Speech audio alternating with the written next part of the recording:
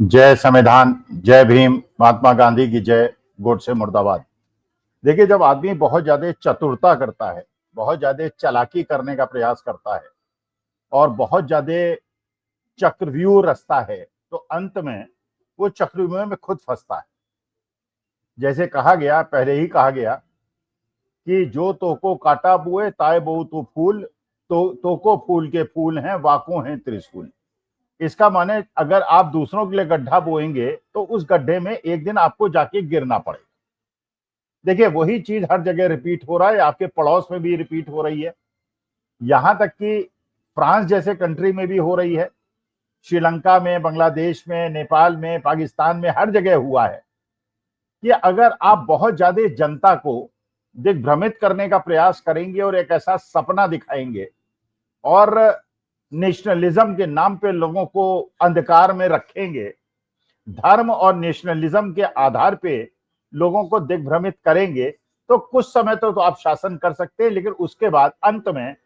आपको भी वही परिणाम झेलना पड़ेगा जो इतिहास में लोगों ने झेला है। देखिए, ये बात बिल्कुल पक्की है कि हर व्यक्ति जो किसी भी देश की रोटी खाता है, नमक खाता है, उस देश के प्रति उसका निष्ठा होती है, लेकिन वो बिल्कुल एक प्रकार से इतना मूढ़ हो जाए, इतना मूर्ख हो जाए कि वो तर्कों की बात ना करे, वो लॉजिक की बात ना करे, वो सरकार से प्रूफ ना मांगे और उसके बाद सरकार एक प्रकार का ऐसा प्रपंच रच दे कि अगर आप सरकार के किसी भी कथन का, किसी भी स्टेटमेंट का अगर उस पर कोई भी प्रश्न उठाते हैं तो आप राष्ट्र विरोधी हैं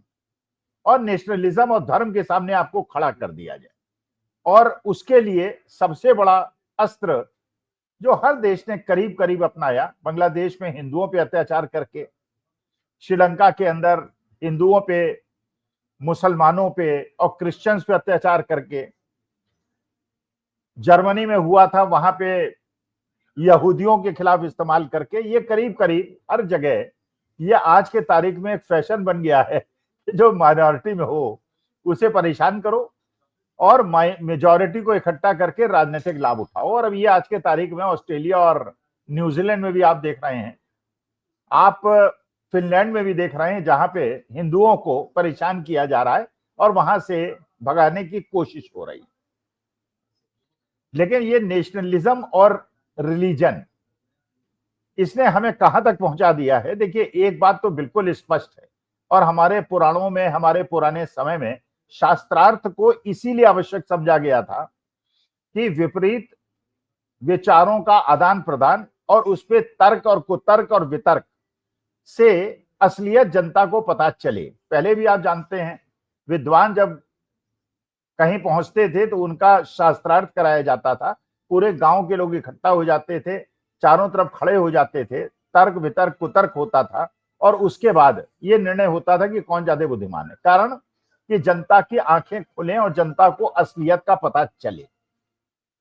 देखिए, यही चीज हमारे देश में अंदर करने का प्रयास हुआ और ऐसा बताया गया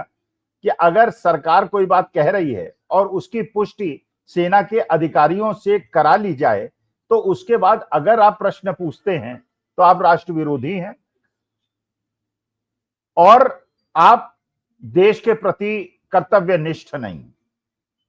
अच्छा, ये मानी बात है कि भारतवर्ष के अंदर मेजॉरिटी 85% हिंदू हैं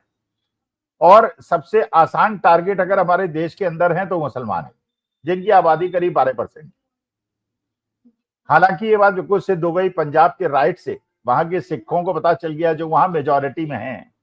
कि वहां पे आज के तारीख में जब बाढ़ आई हुई है तो आपको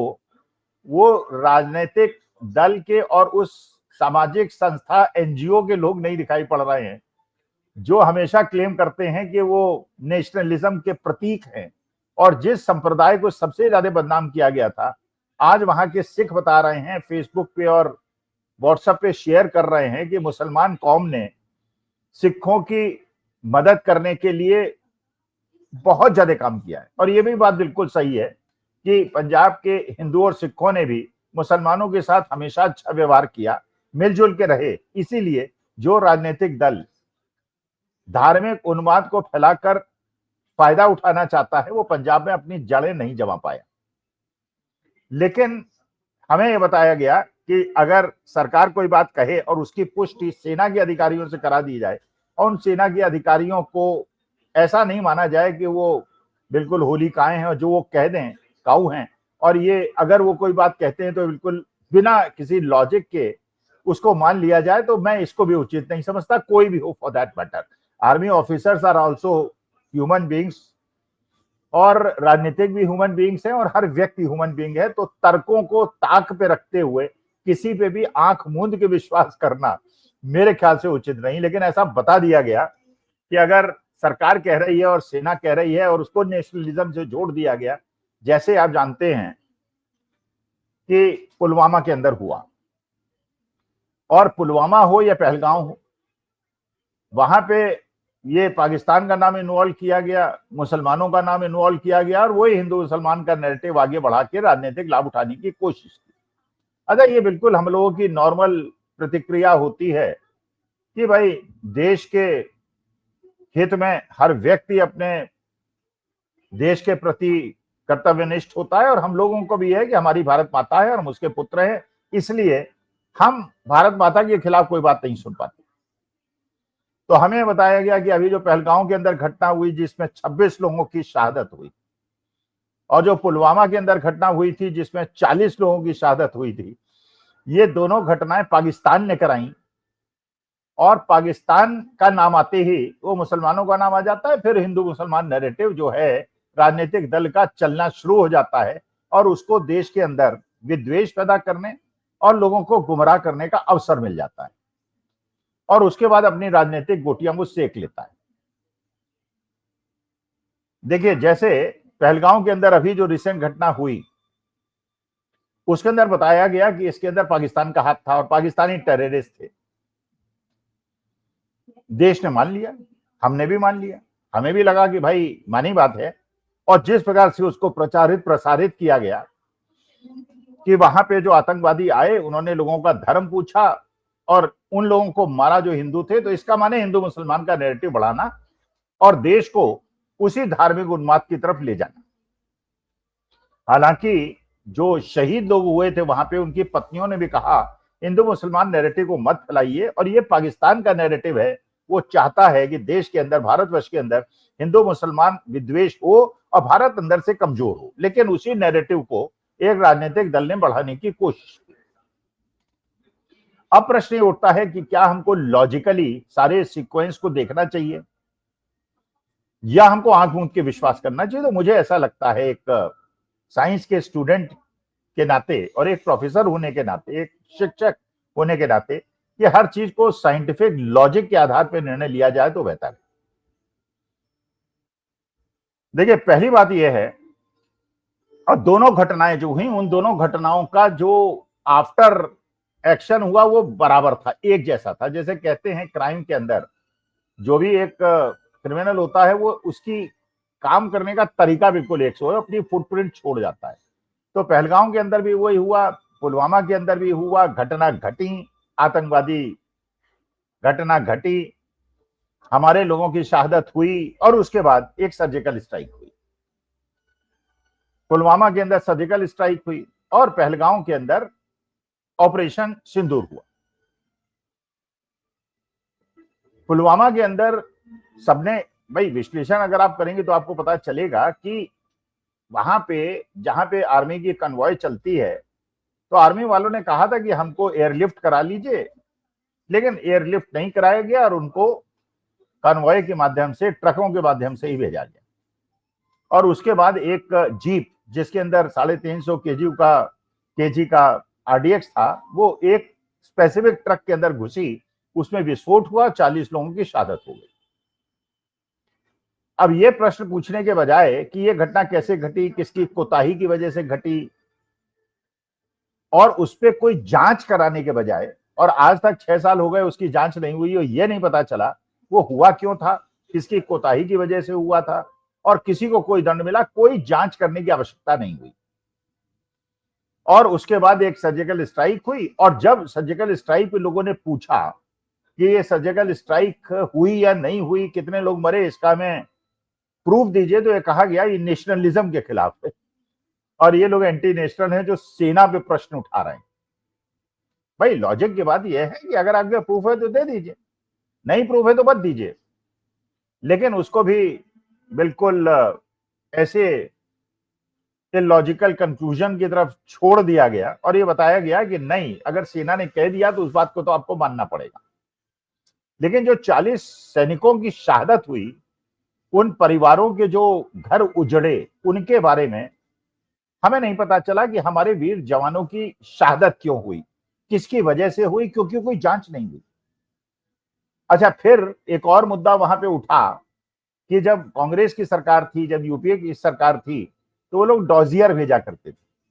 पाकिस्तान को। डॉजियर डॉजियर का खेल होता था। भाई डॉजियर का मतलब यह है कि भारत सरकार वो सारे प्रूफ न केवल पाकिस्तान को भेजती थी, पर पूरे विश्व को दिखाती थी कि ये हमारे पास प्रूफ है कि इस घटना के पीछे, इस आतंकवादी घटना के पीछे पाकिस्तान का हाथ है। भाई वो तो तभी आप करेंगे जब आपके प्रूफ होंगे। अब जैसे बार बार कहा गया कि साहब वो मुंबई अटैक जो हुआ था 26/11 वाला, उसमें डॉजियर डॉजियर क्यों खेला गया, सर्जिकल स्ट्राइक क्यों नहीं कही गया। भाई लॉजिकल बात यह है, जब ये प्रूफ है कि उसके अंदर पाकिस्तानी आतंकवादी थे और उसमें सब मारे गए और एक पकड़ा गया, बाद में उसको फांसी दी गई, प्रूफ था कि वो पाकिस्तानी हाथ है, तो पूरे विश्व ने भारत के साथ खड़ा होना उचित समझा, क्योंकि वी हैड प्रूफ एंड हमने डोजियर उपलब्ध कराए, हमने प्रूफ उपलब्ध कराए कि पाकिस्तान का हाथ था। और उस समय भी अगर हमारे पास ये प्रूफ ना होता कि उसमें पाकिस्तान का हाथ है और हम भी उसको दबाने के लिए एक किसी जंगल के ऊपर सर्जिकल स्ट्राइक कर देते, बम विस्फोट करा देते, पाकिस्तान के हुक्मरानों से मिलीभगत करके, किसी की हत्या ना होती, किसी की मौत पाकिस्तान में ना होती, लेकिन उससे नेशनलिज्म को जोड़ के चुनाव जीत जाते, तो करने के बजाय डॉजियर इसलिए दिया गया, प्रूफ इसलिए दिया गया कि प्रूफ हमारे पास था। लेकिन यह आश्चर्यजनक बात क्या आपको नहीं लगती है, तार्किक रूप से, एक साइंटिफिक रूप से, कि जो ये पुलवामा के अंदर हुआ, इसमें क्या जांच नहीं होनी चाहिए थी? भाई आपके घर में भी कोई घटना होती है या कहीं भी पोस्टमार्टम होता है, पुलिस भी कराती है बाकायदा, किसी भी मौत पे, संदिग्ध मौत पे होती है, तो वो संदिग्ध मौत तो थी और उसमें ये पता चलाना चाहिए था कि आरडीएक्स कैसे घूमा, कहां कहां घूमा, सीसीटीवी फुटेज कहां, उसके ड्रोन के फुटेज कहां, वो कैसे नहीं हुआ, वहां की लोकल एडमिनिस्ट्रेशन की क्या कमी पाई गई, किसको क्या दोषी पाया गया, किसको दंड मिला, कुछ नहीं पता चला। केवल एक ये हुआ कि साहब पाकिस्तानी टेररिस्ट आए, हमने सर्जिकल स्ट्राइक की, हमने देश का झंडा ऊपर रखा और आप हमें वोट दे दीजिए, और वोट ले लिया गया। अच्छा, इसी प्रकार से पहलगांव के अंदर, भाई जिस वैली के अंदर 2000 पर्यटक हों और वहां पे 200 किलोमीटर क्रॉस करके पाकिस्तानी बॉर्डर 3 टेररिस्ट आ जाएं और वहां पे गोली चलाएं, 1 घंटे तक गोली चलाएं, लोगों को मारें, न कोई मेडिकल एड पहुंचे, न कोई रेजिस्टेंस हो, और मार के भाग जाएं और पकड़े ना जाएं और आज तक ना पकड़े गए, तो क्या ये लॉजिकल एक इंटरप्रिटेशन नहीं होना चाहिए? और उसकी भी कोई जांच ना हो, 4 महीने पता हो गए, अभी तक ये पता ना चले कि वो हुआ क्यों था, किसकी कोताही से हुआ था, पुलिस की कोताही से हुआ था, लोकल एडमिनिस्ट्रेशन की कोताही से हुआ था, आर्मी की कोताही से हुआ था, हुआ क्यों? तो जांच का न कराना, और आपके पास क्योंकि जांच ही नहीं है, आपके पास प्रूफ ही नहीं है, इसलिए डॉजियर का ना होना, और उसी प्रकार से फिर ऑपरेशन सिंदूर कर दिया गया, और ऑपरेशन सिंदूर भी 3 दिन के बाद युद्ध विराम कर लिया गया, जबकि हमारी सेना शुरू में उसे कोई लॉस हुआ, लेकिन बाद में उसने रिकवर किया और पाकिस्तान के अंदर घुसने के लिए तैयार थी। लेकिन अगर आप इसका साइंटिफिक लॉजिकल इंटरप्रिटेशन नहीं करेंगे और आंख मूंद कर बात को मानेंगे, और आपको कुंद कर दिया जाएगा सोचने की क्षमता को, कि अगर आप सोचेंगे और प्रश्न पूछेंगे तो इसका मतलब यह है कि आप नेशनलिस्ट नहीं और आप एंटी नेशनल है, वो उचित नहीं है। क्योंकि हम लोग हर चीज का विश्लेषण करते हैं, जो पाकिस्तान में हो रहा है उसको भी विश्लेषित करते हैं, जो अमेरिका में हो रहा है वो क्यों कर रहा है, हम पे टैरिफ क्यों लगा रहा है, सबसे ज्यादा टैरिफ हम पे क्यों लगा रहा है, चीन पाकिस्तान के साथ क्यों खड़ा हो गया, अजरबैजान क्यों खड़ा हो गया, तुर्की क्यों खड़ा हो गया, और मोदी जी वहीं जाके उन्हीं तुर्की के राष्ट्रपति से झप्पी क्यों लगे, और एससीओ की मीटिंग में क्यों चले गए, और हमारी चीन से भी दोस्ती नहीं है और अमेरिका से भी दोस्ती नहीं है, क्यों ऐसा हो रहा है कि ऑस्ट्रेलिया न्यूजीलैंड के अंदर भारतीयों के खिलाफ विद्रोह पनप रहा है, ऐसा क्यों हो रहा है कि फ्रांस के अंदर भी वही परिस्थिति बन रही है, आगजनी हो रही है जो कि नेपाल, बांग्लादेश, श्रीलंका के अंदर हुई। ये सारी चीजों का विश्लेषण करना आवश्यक है किसी भी स्टूडेंट के लिए। भाई न्यूटन के ऊपर सेब गिरा सिर पे, बहुत लोगों के सिर पे गिरा होगा, लोगों ने नहीं सोचा ये क्यों गिरा, भाई गिर गया तो गिर गया, लेकिन उसने सोचा कि नीचे क्यों गिरा, ऊपर क्यों नहीं गया, तब उसे लॉ ऑफ ग्रेविटी का पता चला। हर चीज का विश्लेषण करना आवश्यक। अच्छा, अब ये देखिए कि अगर पाकिस्तान का इसमें हाथ है तो पाकिस्तान को हमें दोषी सिद्ध करना चाहिए था, विद प्रूफ्स, विद एविडेंसेस। और हमारी बात है कि भारत सरकार इतनी सक्षम है और उसके बाद इतनी ज्यादा खुफिया एजेंसी हैं और सर्वेलेंस के साधन उपलब्ध हैं कि वो प्रूव कर सकती है इसमें पाकिस्तान का हाथ है। वो तो किया नहीं गया, जांच तो कराई ये नहीं गई, कोई उसके फुटप्रिंट्स तो निकाले नहीं गए कि इसमें पाकिस्तान का हाथ है। और आज तक में पता नहीं चला कि वहां 40 शहादत क्यों हुई या 26 शहादत क्यों हुई। और उसके बाद अब आप सोचिए, अगर इसमें पाकिस्तान का हाथ होता, अगर इसमें पाकिस्तान का हाथ होता, क्योंकि प्रश्न टूट गया कि आप हाथ इसमें नहीं है शायद, जबकि कहना उचित इसलिए नहीं कि सरकार कह रही है और हमको मान लेना चाहिए, लेकिन अगर तर्क के हिसाब से देखेंगे तो अगर पाकिस्तान का हाथ इसके अंदर था तो आपने पाकिस्तान के साथ क्रिकेट खेलने का निर्णय क्यों लिया? अगर आप पाकिस्तान के साथ क्रिकेट खेल सकते हैं उस देश के साथ जिसने पुलवामा के अंदर 40 जवानों की शहादत ली और जिसने 26 पर्यटकों की शहादत पहलगांव के अंदर ली, अब उसके साथ क्रिकेट खेलेंगे, जबकि क्रिकेट ना खेलते तो इसका कोई ऐसा नुकसान ना होता, विश्व इसका बुरा भी ना मानता। लेकिन आपने वो करने के बजाय आपने कहा कि साहब जो हमारा पानी का समझौता है पाकिस्तान के साथ हम उसको रद्द कर रहे हैं, और उसकी वजह से पाकिस्तान ने जो शिमला समझौता है वो रद्द कर दिया। और चीन ने भी कहा कि अगर आप पाकिस्तान को पानी नहीं देंगे तो हम भी ब्रह्मपुत्र में जो डैम बना रहे हैं हम भी आपको तरसाएंगे। बिना बात के लिए अपने को उलझा दिया। लेकिन क्रिकेट का खेलना उस दुष्ट राष्ट्र के साथ जिसने हमारे 66 लोगों की शहादत 2 घटनाओं में ली है,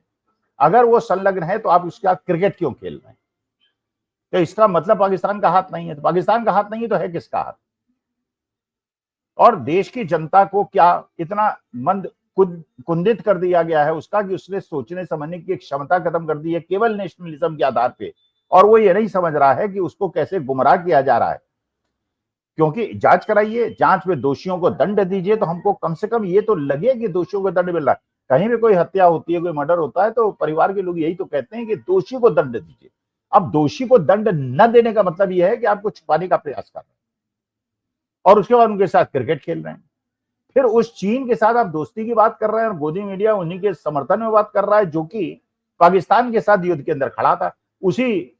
तुर्की के राष्ट्रपति से आप गले मिलने के लिए आतुर हो रहे हैं और चीन से मित्रता बढ़ा रहे हैं और अमेरिका को खिजा रहे हैं। और अमेरिका जो है यूरोप से भी कह रहा है, नाटो कंट्री से भी कह रहा है कि भारत के ऊपर टैरिफ बढ़ा दो। मतलब एक प्रकार से क्या हो रहा है, क्यों हो रहा है, इसे कैसे रोका जाए, देश के प्रति हमारा जो कर्तव्य है उसके लिए हम विश्लेषण करें, कम से कम अपनी आंखें और दिमाग खोल के तो रखें। अगर हमारी सोचने की क्षमता को ही नेशनलिज्म के बैकग्राउंड पर कुंदित कर दिया जाएगा तो क्या ये राष्ट्र के हित में होगा? ये मेरा कहने का मतलब है। लेकिन ये बात बिल्कुल पक्की है, पहलगांव और पुलवामा के अंदर जांच नहीं हुई, किसी दोषी को दंड नहीं मिला, केवल सर्जिकल स्ट्राइक और ऑपरेशन सिंदूर हुआ। और उसके बाद आज क्रिकेट खेलने आप अगर पाकिस्तान के साथ जा रहे हैं और इसका मतलब आपकी पाकिस्तान से कोई लड़ाई नहीं है, कोई दुश्मनी नहीं है, तो सोचने पे तो मजबूर करता है। और मेरे ख्याल से सभी देशवासियों को सोचना चाहिए कि क्या ये जो अनबुझे हुए प्रश्न हैं, अनउत्तरित प्रश्न हैं, इनका प्रश्न का जवाब ढूंढना हमारा आपका कर्तव्य नहीं है। केवल आंख मूंद कर जो सरकार कह दे उस पर विश्वास करना, क्या ये हमारी बुद्धि को मंदित नहीं करता? क्योंकि अगर नेपाल के अंदर ये न होता और वहां की युवा पीढ़ी ने विद्रोह न किया होता तो सोशल मीडिया को बैन कर देते और लोग सोचते भाई सरकार ने किया है तो ठीक ही किया होगा। श्रीलंका में भी ऐसा ना होता, बांग्लादेश में भी ऐसा ना होता और कोई भी रेवोल्यूशन ना होता। तो सोचना समझना